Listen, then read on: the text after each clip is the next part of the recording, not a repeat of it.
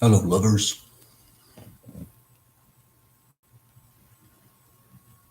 This is me stopping myself from saying, I'm going to be brief.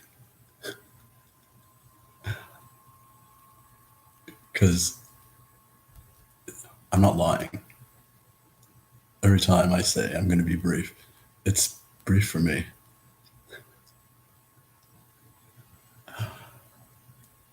But my brief is other people's boxers.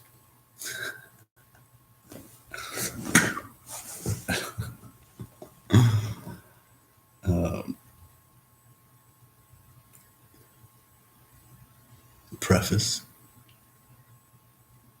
Very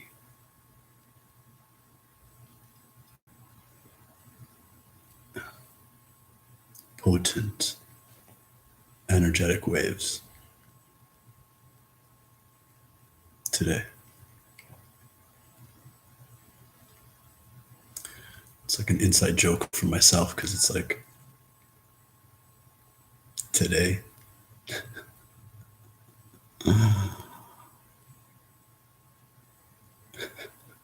How can I make it work with that? Like,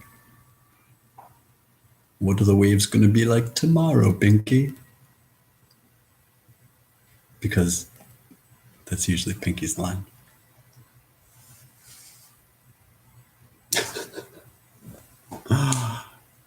I'm grateful you make me laugh. Not that I'm not in a non-laughing mood, but it's still stupid to not be grateful for it anyways.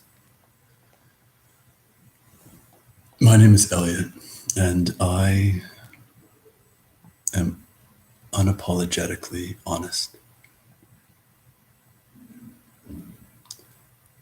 I've never been that person that is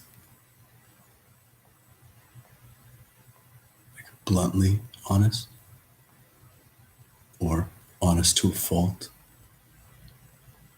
I've had friends and people, even like intimate relationships where they, kind of considered themselves. It's like, I'm just too honest. Like I say, I just say what I mean. I just say what I feel or whatever. And I appreciate that. I'm in a world of easy liars. I'm not going to be the one that denounces your self-identifying with being an honest person. But since we're not having that conversation, I'll maintain that that isn't honesty. It's on its way. But if you're being bluntly honest, which is to say honest in a manner that hurts the other person, then there's a withholding, actually, of your own honesty, using the you pronoun just because I kind of started with it.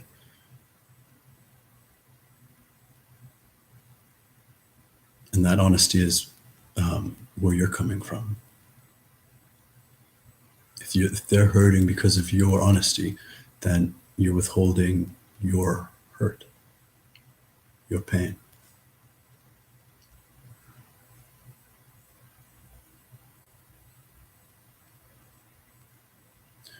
I'm not going to lie and say that I haven't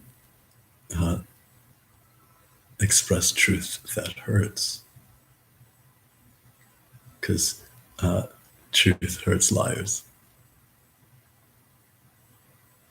And being the gallivanting warrior for peace and love that I am,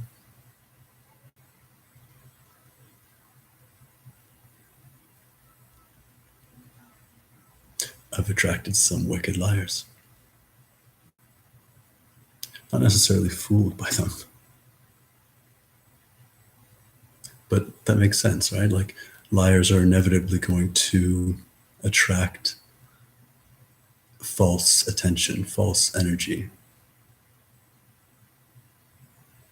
And my being a strong energy, or whatever, just use that anyways, a strong energy that I am, um, and super curious, a bit of a sleuth. What's on? We're gonna bump into each other.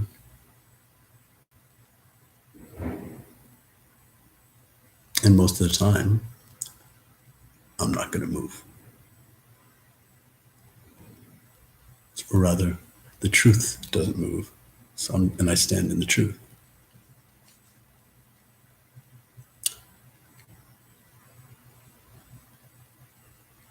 So the liars that have kind of got me, are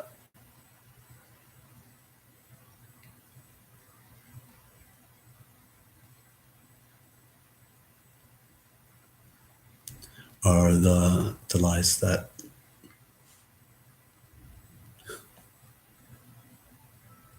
in my innocent naivety couldn't imagine people lying about. Just leaning, so I'm not wearing my glasses. Oh, what's up? I dig that hard.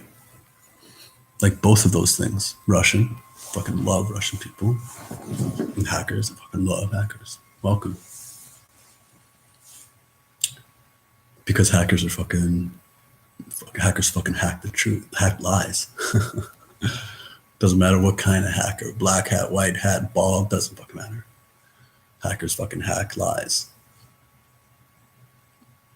I'm a hacker. Although I wouldn't deign to compare myself to what I feel is your truth of like hacking expertise. I'm like a soul hacker. And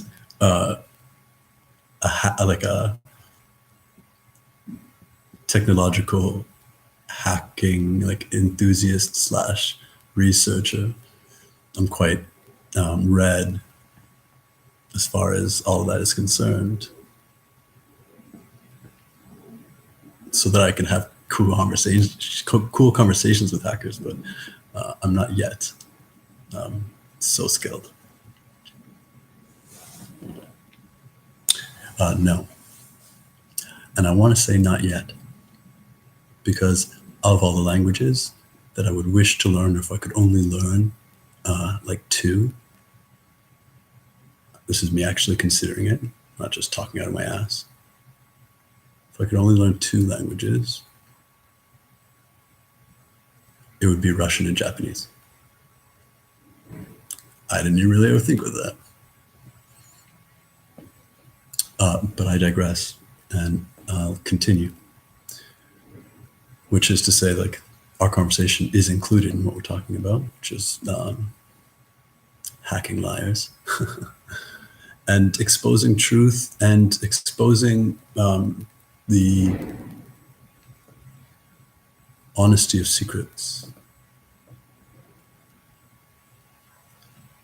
Part of my inspiration was, I've seen part of the movie before, but I watched a movie on Netflix called The Circle. It's basically like a non-humorous satire. I'm sure there's an actual good word to describe it for our world. And The Circle is kind of like the Google and Facebook combined. And the long story short of it is, in the movie, they're pretty much doing what they're trying to do now, which is like manipulate people's perceptions so as to make them believe that if you've got nothing to hide, then like why not expose your information? Like, why not just share everything? And I'll use a quote from another movie that I actually really enjoy that speaks to similar things, called Anon. And like uh, multidimensionally. Like I feel like I got the quote from the movie, but they got the quote from my soul, and it's just like, it's not that I have anything to hide. It's just I have nothing I want you to know.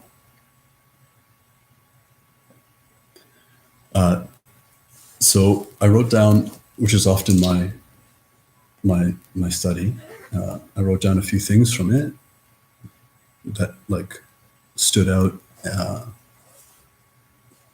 for me to noodle, like in the moment. And instead of actually writing those my counter thoughts, I didn't. I stayed more present in that with it, and I'm going to share those thoughts in real time with you. Right, put through my glasses. I don't know, so I'm just not going to use them. So secrets are lies is one. This is mostly from one kind of monologue-ish, and like they turn this, like this is the plot, right? Like it's like this is the character expressing this, and then by the end, you know, their opinion completely 180s, but it's still so embedded in the limited perception of our culture. But when you grow in your own consciousness and awareness, nothing can touch you. Everything means what you decide it means to you. And after you learn to identify the deception or the misleadingness, and you know, form your own opinion, underneath that, if I can use a superior and inferior aspect to describe, there is a deeper truth that makes those words literally actually true. But it's like the paradox of existence, and we'll see how far you and I get into that. There's just certain points that I want to make because it pertains to us. So the character goes on to say, secrets are lies, and I'm a better person when I don't think anyone is watching. Secrets are what makes crimes possible. We behave worse when we're not accountable. I was my worst self because I didn't think anyone was watching. I thought I was alone.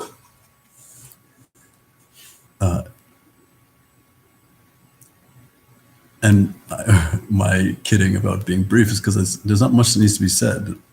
All that is more or less true. The lie is you're not watching yourself.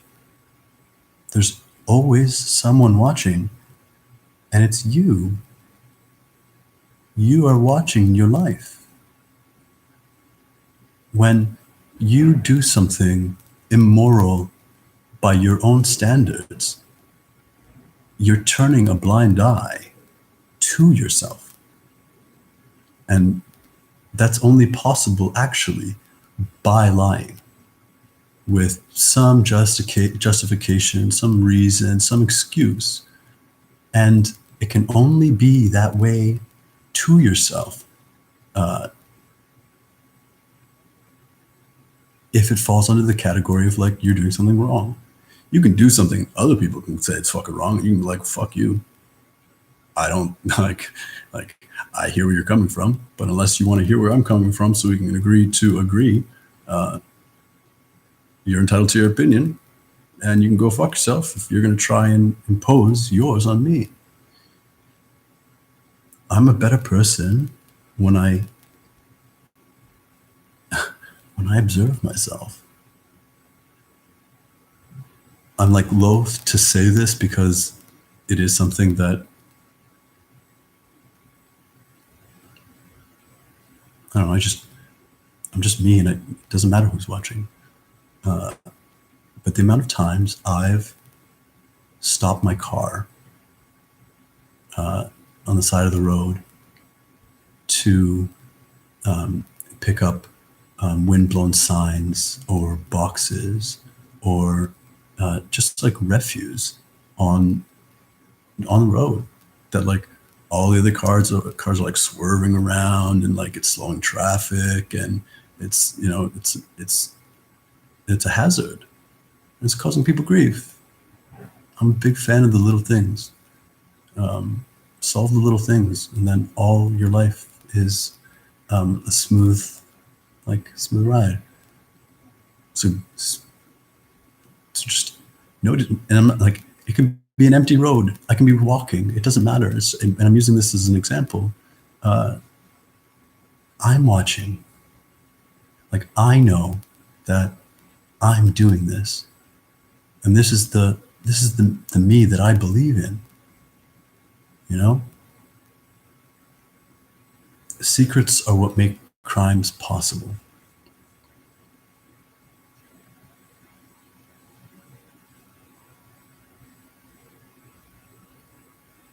First of all, laws make crimes possible.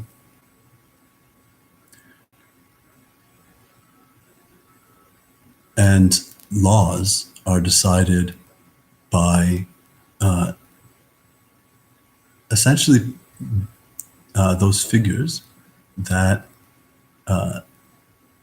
want to like legalize lying, legalize lies.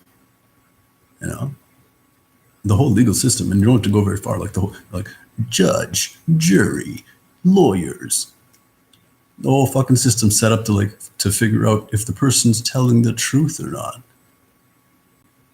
If we have to challenge the truth of anyone, then you're making space for lying. Lawyers are bound to lie in legalese. That's the language of lawyers. If it means like their job, it's like it's and then they're like the lie of like honor bound. You know, it's like, well, you know, like everybody's entitled to a defense. It's like, yeah, but you don't take a truth and then twist it. That's not a secret. It's a lie.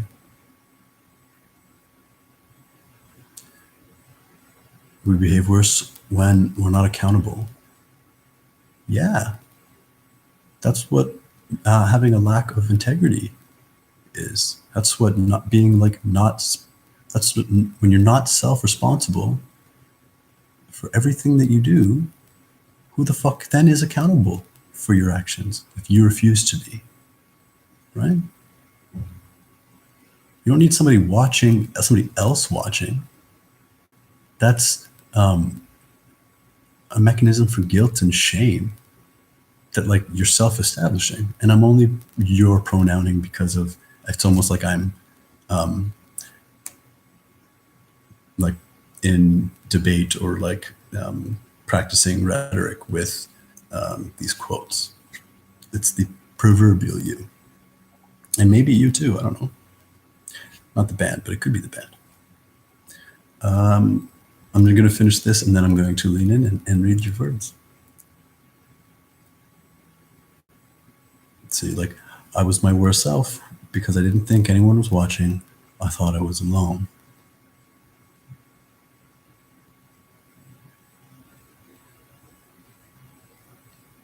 Alone is a merging, or can be, when you decide your own meaning, of all and one. Alone. When nobody else is there, then your entire world is the creation of your observation. It's when you have the most responsibility. Because it's in those moments that no one is around to convince you or placate you or fool you, trick you. I like fool. I'm redeeming that. Like, yeah, trick you, or like please you into believing something else.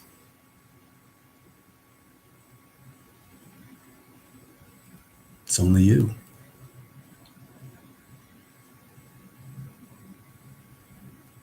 And then the next bit is a little bit more multidimensional. So it's a good actually time for me to lean in and just be shared with.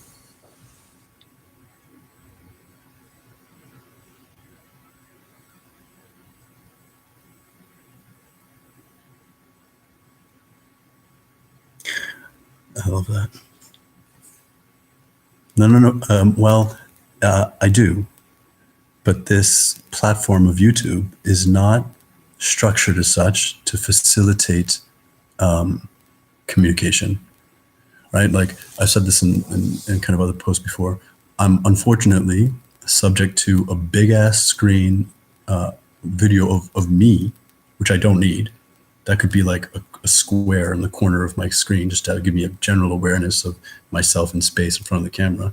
And the dialogue box is like this little, I would say, like a vertical eighth of the screen. And then the writing is even like tinier. And then unlike conversation where I would be, it wouldn't, like I'll say interrupt, but it's not interrupt you. It's just, I say something and then you say something and I'm like, yeah. And then we kind of continue. If I'm like looking up or I'm like, not, cause I'm not really looking at the screen directly and you say something, not you or anyone, then it's like, I'll miss it. And then it kind of fucks with the flow. So this is kind of how I roll. I communicate, and then when I feel the timing most appropriate, kind of just like self-designing how to best manifest the platform, or like the exchange between you and I. Then I kind of like lean in. I'm like, yeah. And then so like now there's one view, and I don't know if that's still you.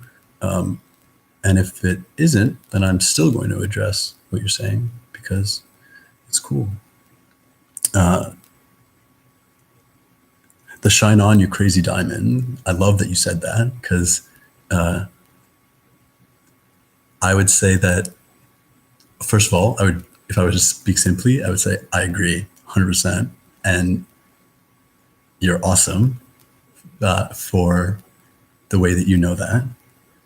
And then I would add that it's like I actually readily know, it's like that's part of the truth, part of the secret.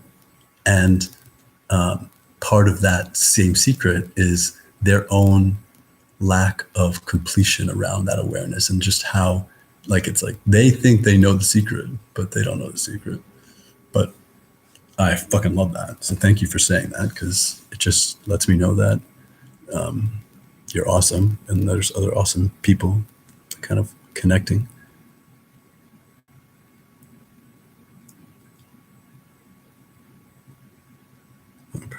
And then for the non-looking at the screens, I'll read, when a person limits himself only by himself, he loses himself.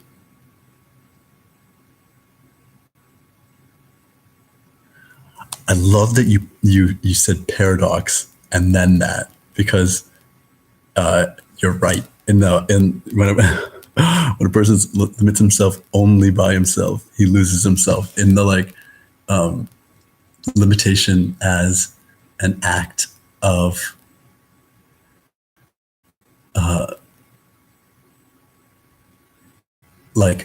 bondage, like self-bondage, and also limiting in the act of like setting boundaries and creating himself by virtue of what he's not.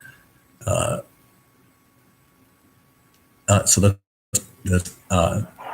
that's fucking brilliant. Thank you for sharing that, because now I've got those words in me. I really appreciate it. And then I hope that I kind of like connected with you as far as like how I'm trying to connect with I don't want viewers, people like me, you. A little more, and then now I'm gonna, like, this next bit again is a little more multidimensional. I'm just checking the time. 4:33. What up?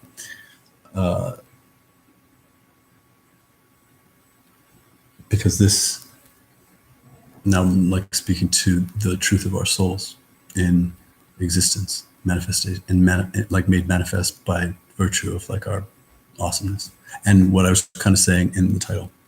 So in reference to like beautiful activity is how I phrased it. If there's no record of it except for my own memory, so just saying like, because they're speaking about basically a fucking world where there's fucking cameras everywhere, so like ours, and expressing almost a responsibility to record fucking everything, because if you don't record it, it might as well not happen, you know. And then the like Steve Jobs character, or actually Mark Zuckerberg character would be more like it, goes on to say he's got a son who's disabled, or his body is disabled, or I think he's got cerebral palsy, so he's not able to really go out, and she goes kayaking. He's like, he can never do that. So when he sees videos of you and whatnot, it's like he's doing it for you, with you rather. And so he's like, he can't experience the able-bodied. Yeah, so you get my point. Like, it's like there's like a responsibility to record things and share, because then, you know, and other people can do what you're doing, and without having doing it, and without addressing it like the most obviously, like watching it isn't doing it, but that's the more obvious aspect. The truth of the underlying, like truth in that lie is,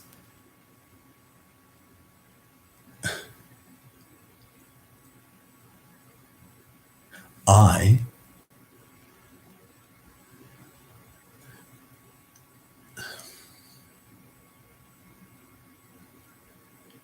because there's a couple things here. So first, the soul experience of being born embodied with cerebral palsy, and living a life with that is its own activity. Like, it's its own life. More than just like, you can't share by watching. It's not watching. Watching is a part of embodiment. It's not that by watching you can't experience what the person is experiencing. It's by doing, you can't experience watching, right? We've all got our like sulmo, only our perfect perspective, as it adds and subtracts from the greater picture of the world. And we do a disservice to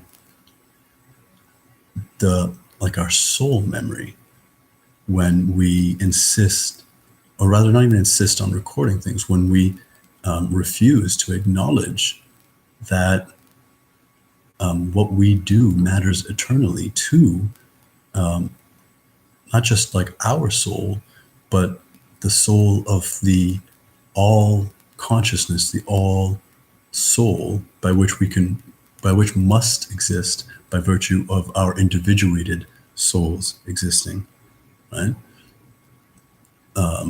That which is that which was never begotten. What's the quote? No, quote is like understanding. That which is begotten, or that which begets, must be begotten. So if you're born of something, or rather, if you can give birth to something, then you were born from something. And our souls are birthed. Right? You could argue that that maybe by the birth of each soul creates a kind of vacuum of separation. That's then not connected to the other soul, any other soul or anything. But that's like saying, I'm. It's like I was born of my parents, like mother and father, and then by virtue of my being born, my genetic heritage is completely null and void. Like it then like self recreates itself, irrespective of their like genetic composition and like the matters in cells and EMF field data transmissions that have equated my physical being, you know? So it's stupid. And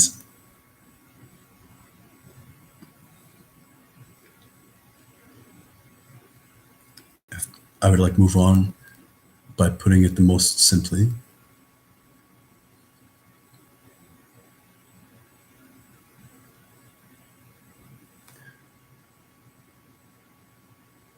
When you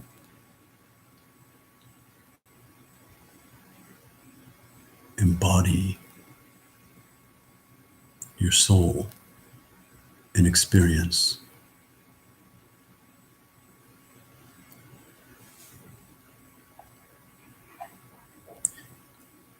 the less it is recorded, the less it can be tampered with by the misperceptions, misunderstandings, and even maybe malicious turnings of anyone else. That has a more virtuous channel by virtue of you into eternity. Because the communion is by consciousness more pure.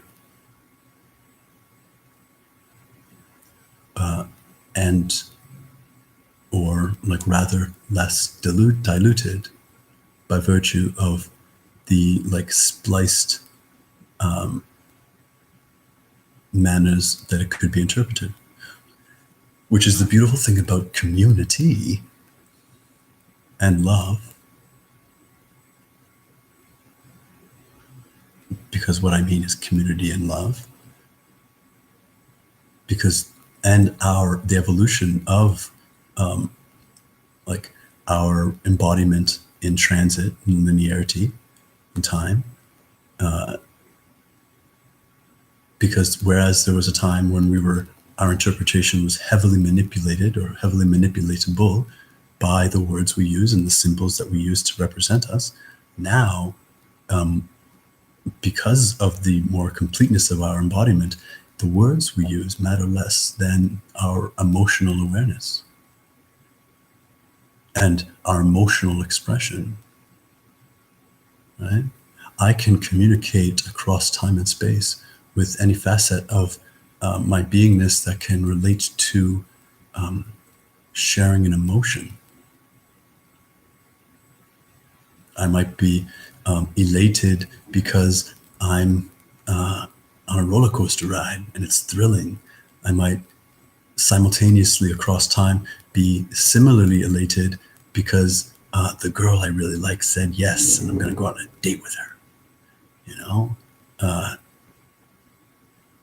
Or an activity, a project that I just accomplished feels accomplished to me, and if there was like an overcoming that had to be done to take the roller coaster ride, you know, and there's like an overcoming to being brave enough to express one's like honest, vulnerable affection for someone, you know, it crosses time and space. Hold on a second. I'm just going to mute this for a second to be respectful.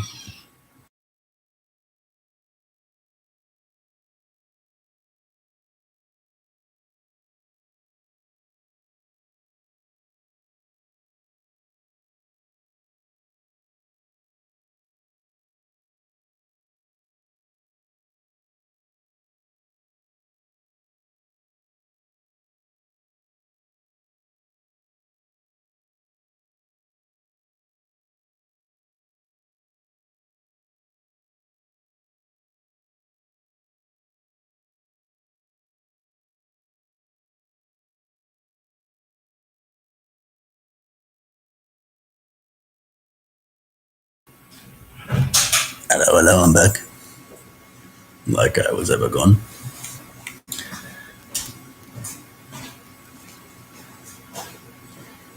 And then this, what I've just mentioned, kind of ties into this last point.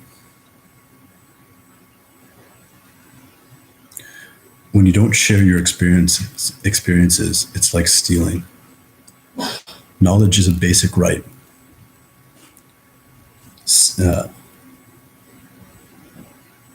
And then access to all possible human experience is a basic human right.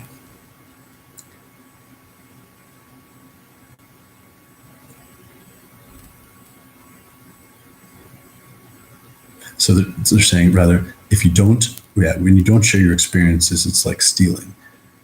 You know, corroborating what they earlier said about only being able to experience things that you wouldn't otherwise be able to experience, only if they, you know, it's captured on video or whatever.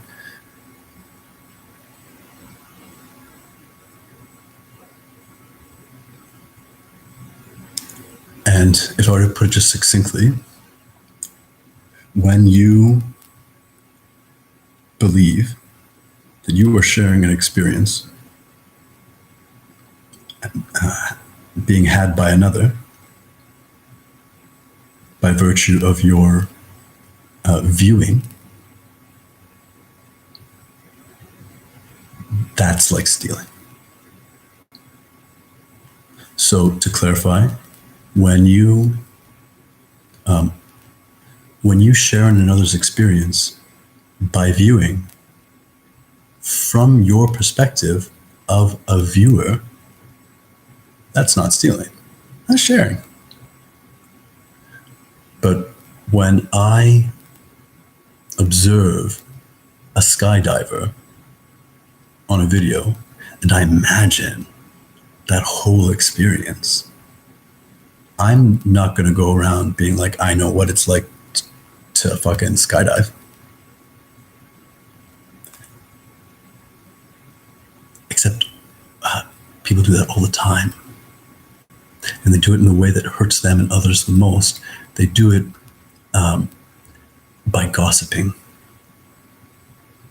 They do it, which is just like when you talk about someone when they're not around, and you say things that are like basically character judgments about them, and with no intention to talk to them about it, that's stealing. That's confusing.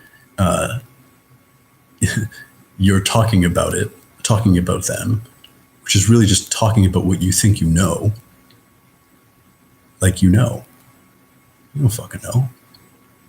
And not only that, but you're confusing talking to someone else about it with talking to them. I'm not denying the relevance and virtue of sharing one's own consciousness experience with another, like a friend, about another person, that's not talking about behind their back, because you're not talking about them. You're talking about your experience as it pertains to someone. And I can only speak for myself, but and maybe, but let's create the distinction together. The distinction that at least that I carry, and in part because of my yoga study, like I think it's like a parigraha or something like that, or when it was like fucking basically not stealing, right? Or like not gossiping. It's more specific.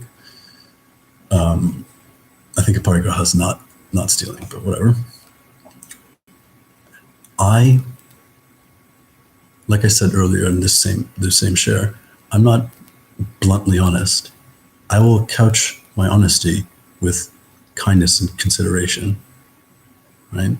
Because there's lots of ways to tell someone the truth, and especially when the essence of truth is the emotional impact, right?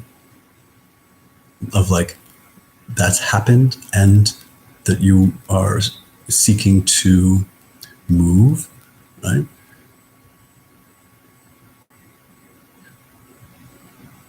If you're willing to, just like if you're going to when you talk to your friends about anything like that, like everything that you say, you got to be willing to say to that person. Like anything that I tell a friend, a confidant, or anything like that about someone that I have beef with, I am willing to stand by. And if it were the case, I would use those exact same words. I wouldn't necessarily, because if I'm talking about me and my feelings, like I might use stronger language that is more considerate of the truth of how I emotionally am navigating and experiencing, right? Rather than seeking to respectfully engage the other person with like sharing a reality of our emotional turbulence. But and that's distinctly different from calling someone a bitch, or like they're being a bitch, and then that's your friend, because they're a great friend, goes and tells you, that person, that you call them a bitch, and then you go like, man, I didn't call you a bitch. What I meant was, no, then you're fucking lying. Either because you didn't really mean the bitch comment, and so you're telling the truth about you not really meaning that part, but you lied to your friend, or you're lying to the person because fuck, they're being a bitch and you meant that. When really the solution is like, well, yeah, they're right. Like, I did call you a bitch. And while I would like, now that we're talking about it, which by the way, thanks for like coming and talking to me about it. I really appreciate that. Because like, I don't care if you believe me or not, I would have, like, it's my intention to like talk to you about this one way or another anyway too. But I really appreciate that they told you that and you just didn't like pretend to not know it, right? Because the truth is, that's how I felt. And like, you're being a bitch. You're not being a bitch now. And I was expressing how I feel. If you were that person in that moment, I would have called you a bitch in a much kinder way. And then you also get the added bonus of knowing that your friend is not a friend,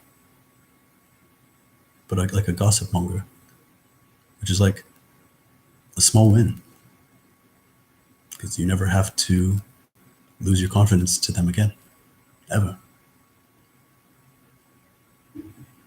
Because you'd be lying to yourself if you thought that they won't do it again. They absolutely would, without thinking twice, because they did it without thinking once the first time.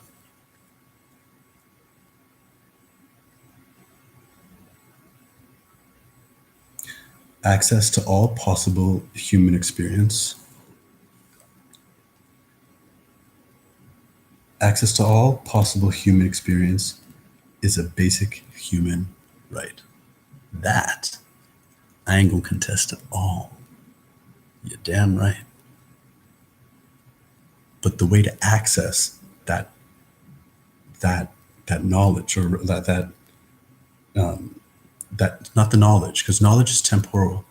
Like, I had a really good conversation with a new friend just yesterday, and the way that she put it, she's like, "Oh, it just occurred to me that know and ledge," which was kind of how I was using it in the conversation.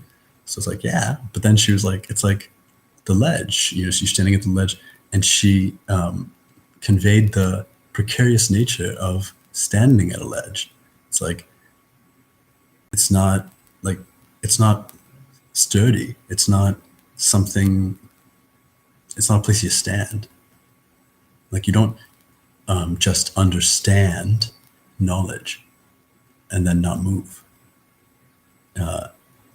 Which led me to be like, "Oh, it's fucking awesome," because ledges are only stabilizing when you step from ledge to ledge. Then the space in between them is your understanding, and you can feel stable. You don't even need to know the next knowledge, because time will wait for you. Will wait for your broadening perspective on whatever the knowledge is.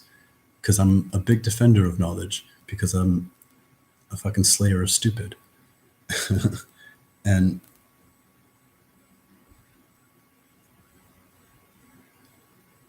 just so long as one understands that there's no such thing as absolute knowledge, because knowledge is power, and power corrupts. Absolute power corrupts absolutely. So anytime you think you know anything absolutely, you are in that moment out of, by virtue of, like, I don't know, soul math, soul physics,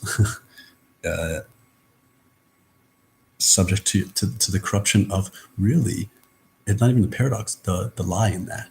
It's just not true. You can't know anything absolutely, because knowledge can only pertain to an environment. Knowledge is understanding in form, and all form is temporary. It's contextual. Knowledge outside of context is just noise. And then context is born and dies.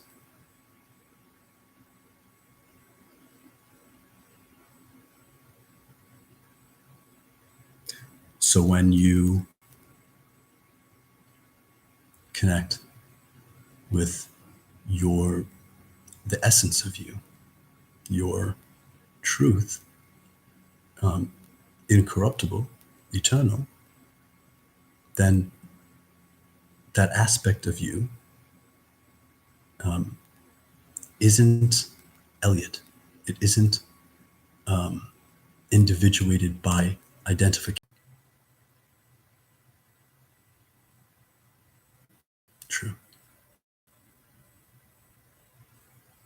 To be able to access that. And the inaccessibility of that has been the stage, the platform for our social and soul, like, life manipulation that gives form to this bullshit world that is coming apart at the seams, because it was really cheaply made, and they're making shit nobody wants to wear, because as grand or as powerful as one might perceive themselves to be in any form or formless individuation, over the whole shrinks itself to pitiful, to pithy.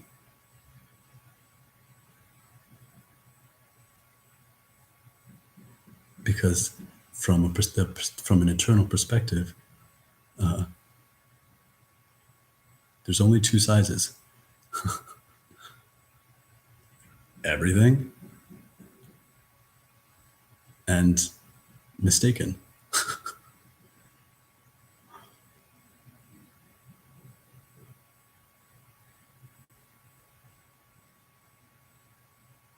And once anyone opens themselves up to the possibility in their own truth of your own aspect of eternity and your ability to experience it however you qualify experiencing, right? If you can experience eternity by not seeing it, by not touching or feeling, not really having any formed experience of it, but like a nebulous, like faith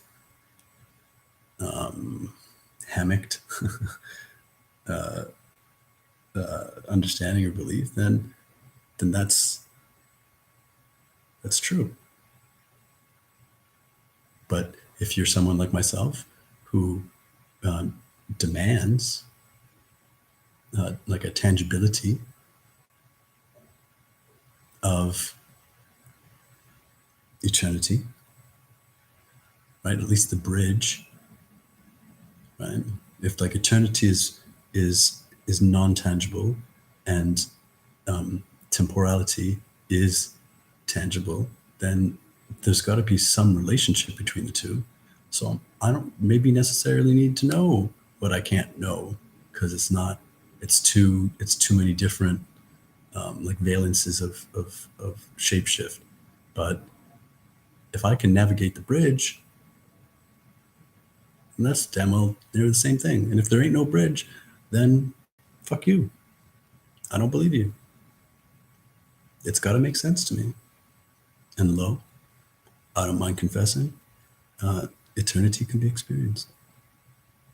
And not as a figment of your imagination, but a creation of your imagination. Because if you believe that your imagination is not real, what is?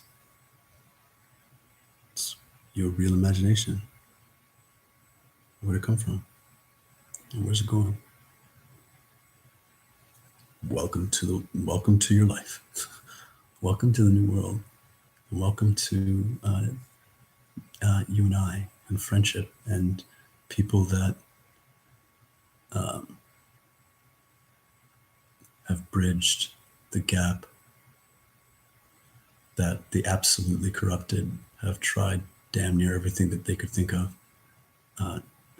to burn.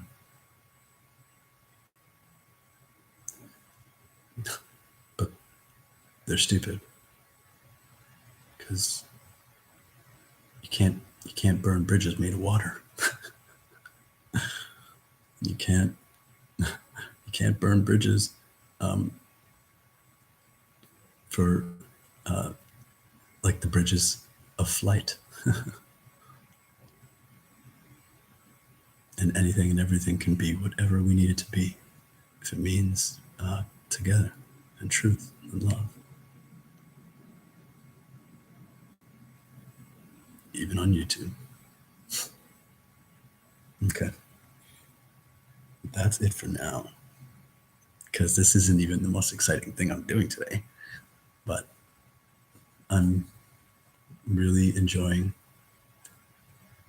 regularly connecting with the like ephemeral, which is to say not intangible, just subtle.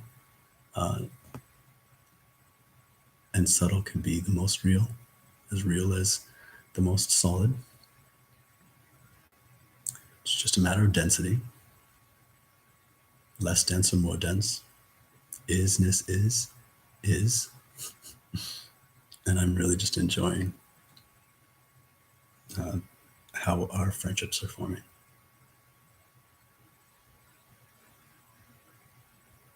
And you're who I want to be friends with. So thanks for being here.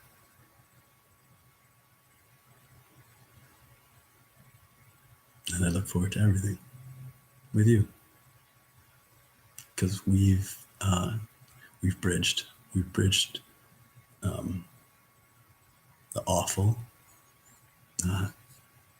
to the awesome.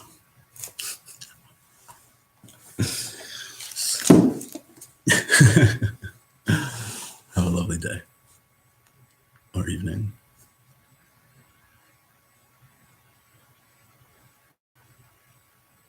Or nothing. Like, how gorgeous would that be? Have a lovely nothing.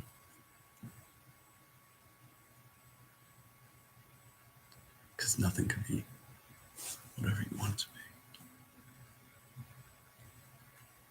And nothing can never die. Oh, true. I do love you, and especially you. Thanks for being you. And until our next now, I wish us peace, love, and fucking adventure. Namaste.